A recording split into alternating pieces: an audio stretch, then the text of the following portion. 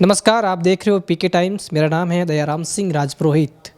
आज हमारे साथ में अजय जी हैं, जिनसे हम बात करेंगे। अजय जी, जीवन में कहाँ से संघर्ष शुरू किया और आज इस लेवल तक पहुँचे हो? नहीं, लेवल तो मैं ऐसा ज़्यादा कुछ विशेष नहीं मानता और बहुत नॉर्मल ग्रामीण किसान परिवार से मैं जुड़ा हुआ हूँ। बाड़मेर के अंदर एक नाद में बहुत नॉर्मल घर है, नॉर्मल किसान परिवार में जन्मा हूँ और बिल्कुल आज दिन तक प्राथमिक क्लास से लेकर ग्रेजुएशन तक आज दिन तक मैंने कभी कोई प्राइवेट स्कूल में पढ़ा नहीं और नॉर्मल यहीं सबके बीच में पला बड़ा हूँ।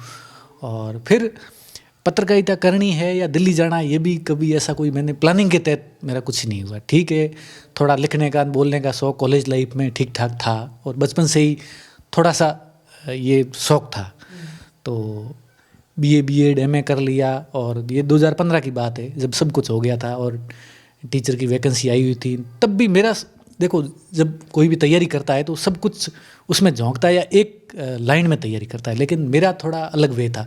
जब मैं कॉलेज लाइफ में पढ़ता था, कॉलेज टाइम में, तब भी बाकी लोग लाइब्रेरी जाते या कोचिंग जाते, तैयारी करते, और मैं मान लो कोई बाड़मेर में किसी की रैली हो जाती, चाहे वो कांग्रेस की हो, बीजेपी की हो, कोई कथा हो रही है या कोई भी कार्यक्रम हो रहा है, आंदोलन हो रहा है, तो मैं तब ये मन में नहीं था कोई पत्रकारिता करनी है, लेकिन मैं उसमें जाता, सबसे पहले जाता और सबसे लास्ट में उठता और सबको सुनता और पूरा उसको नोटिस करता। तो ये शौक़ मेरा था। चाहे किसी कथा भी हो रही है तो पहले दिन से लेकर लास्ट तक पूरी सुननी है। जैसे चाहे वो सोनिया गांधी की हो रही है, चाहे और किसी की भी नेता की, मुख्यमंत्री की हो रही, रैली हो रही है, तो सबसे पहले वहाँ जाना है, सबसे आगे बैठना है और एक एक नेता को एक एक की बात सुननी है पूरी। तो वहाँ से थोड़ा शौक़ था कि भाई कुछ अलग जीवन में करना है। और जैसे वैकेंसी आई हुई है, तैयारी बाकी लोग कर रहे हैं, लेकिन सुबह पेपर आ जाता, अखबार आ जाता, क्यों तब ये इतना डिजिटल मीडिया का प्रचलन था नहीं, और हम तो रूम में रहते, तो हमारा तो ये सूचना का स्रोत अखबार ही थे। तो भास्कर और पत्रिका हमारे मुख्य अखबार थे। तो मैं क्या करता, पहले पृष्ठ से लेकर लास्ट तक और संपादकीय विशेषकर पूरा अखबार पढ़ता था। तो ये लगभग बीएड किया उस टाइम भी मेरी एक पत्रकारिता को लेकर और एक ये समझ ठीक ठाक विकसित हो चुकी थी। तब किसी ने बताया, या शायद मैंने खुद नहीं, अखबार में ही कहीं विज्ञापन आया था, या आईएमसी का, कि आईआईएमसी है, ये आईबी मिनिस्ट्री, भारत सरकार का एक संस्थान है, वो पत्रकारिता को लेकर ट्रेनिंग कराता है और उसका 1 साल का डिप्लोमा है, इसकी ये ब्रांच है, तो इसमें एग्ज़ाम है, इसके लिए फॉर्म भरा जा रहा है। तो मैंने फॉर्म भर दिया। उसके बाद मैं एग्ज़ाम देने दिल्ली गया। तो पहली बार मैं वहाँ गया, वो एग्ज़ाम देखा, वहाँ देने वालों को देखा, आईएमसी का परिसर देखा, तो मैं काफ़ी इम्प्रेस हुआ और मुझे लगता कि इसमें मुझे आना चाहिए। और मज़े की बात संयोग ये है कि पहली बार में मेरा एग्ज़ाम तो क्लियर हो गया, लेकिन इंटरव्यू में मेरा हुआ नहीं था। ये 2014 की बात है। लेकिन 15 में, अगले साल मैंने और तैयारी की अच्छी, और अगले साल मेरा वहाँ सिलेक्शन हो गया, फाइनल एग्ज़ाम। उसका एग्ज़ाम होता है, इंटरव्यू होता है, ऑल ओवर मेरिट निकलती है, तो मेरा सिलेक्शन हो गया। वहाँ गया, 1 साल वहाँ सब कुछ सीखा। तो आईआईएमसी को प्रशिक्षु भारतीय पत्रकारों की संसद कहते हैं। मतलब इतना बड़ा संस्थान है।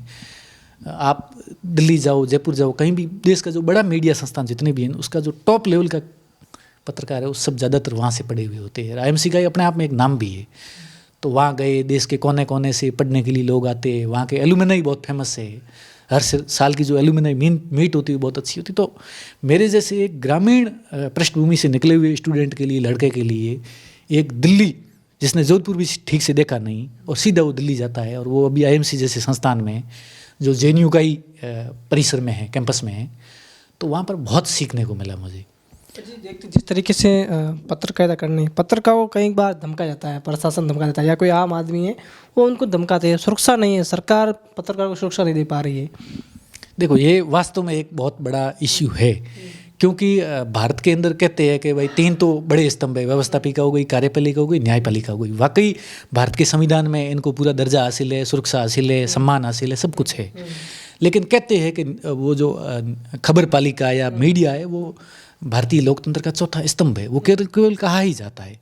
एक्चुअली कहीं भी संविधान में या कानून में या कहीं भी ऐसा लिखा हुआ नहीं कि भाई पत्रकारों के लिए अलग से कोई नियम कायदा है, कानून है, या उनकी सुरक्षा को लेकर या उनकी पढ़ाई को लेकर भाई उनको उचित प्रशिक्षण मिलना चाहिए। कौन पत्रकार है, इसको लेकर कुछ क्लियरिटी है नहीं हमारे यहाँ। अब कुछ लोग कहते नहीं, बहुत सारे पत्रकार ऐसे ही घूम रहे हैं, इनको पत्रकार किसने बनाया। तो मेरा ये मानना है, मेरा ये कहना है कि भाई जो पत्रकार बने हुए घूमते हैं, वही लोग, मुख्यमंत्री आता है उनका भी इंटरव्यू लेते हैं, उनको पता नहीं ये पत्रकार सही है गलत है, या फिर कोई पत्रकार है वो सही रिपोर्टिंग करता है फील्ड के अंदर, मान लो सही करता है, तब तो किसी गलत का वो भंडाफोड़ करेगा। तो गलत आदमी उस आदमी को यदि नुकसान नहीं पहुंचा दे, इसको लेकर सुरक्षा क्या है उसकी। अब आप फील्ड में चले गए, आपने किसी गलत आदमी का, भ्रष्टाचारी का आपने भंडाफोड़ कर दिया, आप रास्ते से घर भी जाओगे ना, आपके बाल बच्चे भी, आपका घर है, आप सबको पता है आप कहाँ रहते हो, क्या करते हो। तो कल को आपको, और कितने पत्रकार मारे जाते हैं, कितने घायल होते हैं, कितनों के साथ दुर्घटना होती है जानबूझकर, तो ये भी हम सब जानते हैं। दूसरी बात है कि पत्रकारिता एक ऐसा फील्ड है, आप चाहे पत्रकार किसी भी फील्ड का हो, कैसा भी हो, छोटा हो बड़ा हो, किसी संस्थान से जुड़ा हो या वो, फिर तो उसकी सबसे बड़ी बात है उसकी आर्थिक सुरक्षा। अब जैसे जज है या न्यायपालिका है, उसमें जजों का क्या फिक्स है कि भाई ये जज कोई भी गलत जजमेंट ना दे, उसके लिए पहले सुरक्षा करो। एक इतनी पढ़ाई करके आएगा, इस तरीके से बनेगा, फिर इसकी इतनी सैलरी होगी, इतनी सुरक्षा होगी, ताकि मान लो किसी वो गलत आदमी के खिलाफ जजमेंट दे तो कल उसको कोई उसको या उसके परिवार को कोई दिक्कत ना पहुंचाए या उसके लिए परेशानी ना हो। तो लेकिन पत्रकार के साथ ऐसा नहीं है। देश के अंदर, प्रदेश के अंदर हम लगातार सुनते हैं कि पत्रकारों की लगातार हत्याएं होती है जानबूझकर। तो किसी भी सरकार को या समाज को यदि पत्रकारिता को बचाए रखना है, उसको बहुत अच्छा रखना है, पत्रकार आपको लगता है कि बहुत अच्छी पत्रकारिता करे और जनता के मुद्दे उठाए देश के अंदर, तो सरकार को और समाज को, दोनों को, पत्रकारों को सम्मान देना पड़ेगा, उनकी आर्थिक सुरक्षा का ध्यान रखना पड़ेगा। जब ये हो जाएगा तो मुझे नहीं लगता है कि पत्रकारिता देश की बेस्ट थी, है और भी अच्छी हो सकती है, मेरा ऐसा मानना है। बिल्कुल। जिस तरीके से हमारे अजीत जी हैं जो पत्रकार सुरक्षा को लेकर बात की हैं, अजीत जी आप एक ग्रामीण क्षेत्रों से आते हैं, फिर भी आपने एक संघर्ष किया है। आज के युवा जो है उनके लिए क्या संदेश देना है? आजकल युवा जो है कई बार जो है परेशान हो जाते हैं, कहीं आत्महत्या कर लेते हैं युवा, ठीक है। हमने आज भी देखा, देखो अपने एक सरपंच हैं जीत परमार, उनके छोटे भाई ने क्या है आत्महत्या की, वो मानसिक तनाव था या फिर कारण थे। जीत परमार का नाम आता तब हमें बहुत गर्व महसूस होता है कि वो आत्महत्याओं को लेकर रोकने के लिए प्रयास करते हैं हमेशा के लिए। अगर इस तरीके के युवा आत्महत्या करेंगे तो कहीं ना कहीं बड़ा नुकसान भी है। देखो, आत्महत्या करने वाले के बात यह है कि वो कहीं ना कहीं अपनी बात है वो सबके सामने रख नहीं पाता है, और पर्सनल कारण भी हो सकता है, प्रोफेशनल कारण भी हो सकता है, उसके बहुत सारे पीछे कारण हैं। एक्चुअली क्या है, जो आजकल ये आत्महत्या जैसे कदम उठाते हैं ना, उनको एक मनुष्य के जीवन की जो कीमत होती है ना, ये अनमोल होता है, बहुमूल्य नहीं। बहुमूल्य मतलब बहुत ज़्यादा कीमत, अनमोल का अर्थ है जिसकी कोई कीमत नहीं होती है। यानी हमारे शास्त्रों में कहा गया है और हमारे बड़े बुजुर्ग भी कहते हैं, और कहीं भी हम पढ़े लिखे ये हम अवश्य सुनते हैं कि मनुष्य का जीवन है वो कीमती भी है, अनमोल है मतलब, और दूसरे नंबर पे वो क्षणभंगुर भी है। मतलब एक तो एक इंसान का जो जीवन है उसका कोई भरोसा नहीं। अब जैसे आप यहाँ से निकल रहे हो, कल अगले पल में क्या होगा, कल क्या होगा, कहते भी कल किसने देखा। तो हमारे जीवन का अगले पल का भी भरोसा नहीं है। एक तो ये इतना क्षणभंगुर है, घायल हो सकते हैं, मर सकते हैं, हार्ट अटैक आ सकता है, कुछ भी हो सकता है। तो एक तो ये क्षणभंगुर है, कभी भी खत्म हो सकता है। दूसरे नंबर पे ये कीमती भी है, अनमोल भी है। दोनों चीज़ें विरोधाभासी एक साथ है। तो अनमोल भी है, क्षणभंगुर भी है। ऐसा क्यों है? क्योंकि इंसान अपने जीवन में चाहे तो बहुत कुछ अच्छा कर सकता है। एक आदमी, अब अपन देखें, बाबा साहेब डॉक्टर भीमराव अम्बेडकर हो गए, महात्मा गांधी हो गए, या स्वामी विवेकानंद हो गए, इन महापुरुषों उनको भी वही जीवन मिला जो हमको मिला। उनको भी 24 घंटा मिला, वो भी हमारे जैसे ही थे, लेकिन उन्होंने इतना बड़ा नाम कर दिया, और हमें वो छोटी छोटी परेशानियों के लिए गिर जाते हैं या आत्महत्या जैसा कदम उठा लेते हैं। तो कारण क्या है? अपने जीवन में एक तो कहीं कहीं बड़े लोगों के साथ नहीं बैठते हैं, अच्छी किताबें पढ़ना, एक अच्छे आचार विचार व्यवहार, ये सब चीज़ें जब जीवन में कहीं न कहीं इनकी कमी होती है या तभी ये ऐसा कदम उठाते हैं। देखो, जीवन में सबके परेशानियाँ हो सकती है, लेकिन आप जिस कदम के लिए, जिस काम के लिए आप ऐसा कदम उठा रहे हो ना, आप उस फील्ड में फेल हो, आप जीवन में फेल नहीं हो। वो एक कविता भी है ना कि किसी के कुछ चीज़ों के मर जाने से जीवन नहीं मरा करता है। तो हाँ, जैसे मान लो मेरे जीवन में कोई एक प्रॉब्लम आ गई कि जैसे मुझे सरकारी नौकरी नहीं लगी और मुझे तनाव आ गया, तो मैं आत्महत्या करने जा रहा हूँ। तो सरकारी नौकरी नहीं लगी, लेकिन ऐसा नहीं है कि मैं और कुछ कर नहीं सकता। या ज़्यादातर प्रेम प्रसंग वाला मामला होता है कि मैं अमुक लड़के या लड़की से प्रेम करता हूँ, उससे मेरा हुआ नहीं या दिक्कत हो गई तो मैं कर रहा हूँ, तो उससे हो गया, बाकी कोई जीवन खत्म नहीं हुआ है। या फिर कई बार किसी की वो शादीशुदा ज़िंदगी है वो अच्छी नहीं चल रही है, या उसके लड़ाई झगड़े से तंग आकर वो आत्महत्या कर लेता है। तो आपने जिस तरीके की आत्महत्या, लेकिन बाड़मेर जिले के अंदर मानोगे प्रेम प्रसंग के मामले वो हम लोग आए दिन देखते हैं, खबरों में देखें या प्रिंट मीडिया या इलेक्ट्रॉनिक मीडिया में देखें, हमेशा मिलती है कि प्रेम प्रसंग के चलते युग ने ये ऐसा कदम उठाया। आखिर प्रेम प्रसंग कैसे रोकेंगे लोग? प्रेम प्रसंग पहली बात में तो ये होता कि उसके पीछे कारण है कि आज से मतलब आप एक पीढ़ी पीछे जाओ या 20 25 30 साल पहले जाओ।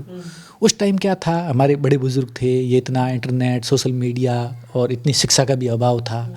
और जो हमारे ग्रामीण संस्कृति के या जो पीढ़ियों की जो परंपराएं थी ना, जो संस्कार थे ना, वो कहीं न कहीं जिंदा थे। या जो भी, चाहे वो घूंघट प्रथा हो या फिर वो जो लोग हैं वो ज़्यादातर घरों में ही रहते थे या बहुत कम बाहर जाते थे। तो पुरानी चीज़ें जिंदा थी वो, और वो मजबूत थी। तो अब समय के साथ क्या हुआ, वो चीज़ें धीरे धीरे कमज़ोर हुई। अब पुराने संस्कार है वगैरह है, ये चीज़ें हैं, ये मतलब इनको बहुत पुरातन पंथी मानते हैं या सही भी मान ले, धीरे समय के साथ ये कमज़ोर हो रहे हैं। और दूसरी बात है आधुनिकता। अब जो बड़े देश है, जो जहाँ एजुकेशन ज़्यादा है, जहाँ आधुनिकता ज़्यादा है, खुलापन ज़्यादा है, तो वो चीज़ कहीं ना कहीं आज इंटरनेट के युग में शिक्षा के कारण या फिर मोबाइल के कारण वो चीज़ें आम आदमी तक उसकी पहुँच हो गई है। तो वो आधुनिकता और परंपरागत, इन दोनों चीज़ों का आपस में टकराव हो रहा है। तो जहाँ भी टकराव होता है ना, वहाँ ये चीज़ें होती है। तो अभी हम ना तो पूरे आधुनिक हो पाए, ना ही हमारे अंदर वो परंपरागत या पुरानी चीज़ें बच रही है। तो अभी हम संक्रमण काल में, संक्रमण काल वो हमेशा ही खतरनाक होता है। तो ये संक्रमण, या तो हम धीरे धीरे पुरानी चीज़ें पूरी तरीके से कम हो जाएगी या ख़त्म हो जाएगी, या आधुनिकता हम थोड़ी बहुत स्वीकार कर लेंगे। तो मुझे लगता है धीरे धीरे ये कम होगा। आपने अजय जी, आपने 2 बड़े नेताओं के साथ काम किया है। कौन बड़े नेता थे और उनके साथ क्या क्या काम करने का मौका मिला? देखो, मैंने काम तो नेताओं के साथ, तो वैसे पत्रकारिता नेताओं से डायरेक्ट जुड़ी होती है राजनीति से, लेकिन मैंने नाम बता दूं, मैं कैलाश चौधरी है, जो पूर्व केंद्रीय मंत्री रहे, बाड़मेर के सांसद रहे, उनके साथ मंत्रालय में मैंने 5 साल काम किया। तो बहुत अच्छा एक्सपीरियंस रहा। कैलाश जी उससे पहले भी मेरे बहुत अच्छे मित्र थे, और वैसे भी वो बहुत दिलदार स्वभाव के आदमी हैं, बहुत मस्त आदमी हैं। बहुत अच्छा अनुभव रहा, क्यों दिल्ली में पहले से ही था, और वो पहले MLA थे बाइतू के। उस टाइम हमारे बहुत अच्छी, अपन वो भी दिल्ली आते तो हम मिलते रहते थे, हमारा संपर्क था। लेकिन उनके साथ भी गया तो मेरे को दिल्ली का अनुभव था, वो आए तो मित्रता पहले ही थी। मतलब 5 साल बहुत अच्छा काम किया साथ में। वो तो बाकी अब समय है और राजनीति, उसमें उठापटक चलती रहती, कोई उतार चढ़ाव चलता रहता, नई बात नहीं है। लेकिन एक नया अनुभव था, क्यों मैंने पहले मीडिया में काम किया, चाहे वो न्यूज़ एजेंसी में किया, न्यूज़पेपर में किया, और फिर वो एक राजनेता के साथ, खैर वो मंत्रालय से जुड़ा हुआ, पत्रकारिता से जुड़ा हुआ ही काम था, लेकिन फिर भी एक नए तरीके का अनुभव था। वो अनुभव बहुत अच्छा रहा, और वो वैसे बहुत अच्छे आदमी हैं। उनके साथ रिश्ते बहुत, आज भी बहुत अच्छे, पहले भी अच्छे थे, और मेरे लिए भी नया अनुभव था, उनके लिए तो खैर क्या ही था। तो बहुत अच्छा अनुभव रहा। बिल्कुल, ये अजय जी हैं, हमारे साथ में थे और ग्रामीण परिवेश से निकले हुए हैं। इनसे काफ़ी हमें सीख मिलती है। तो जुड़े रहिए हमारे साथ में तमाम सारी खबरें देखने के लिए।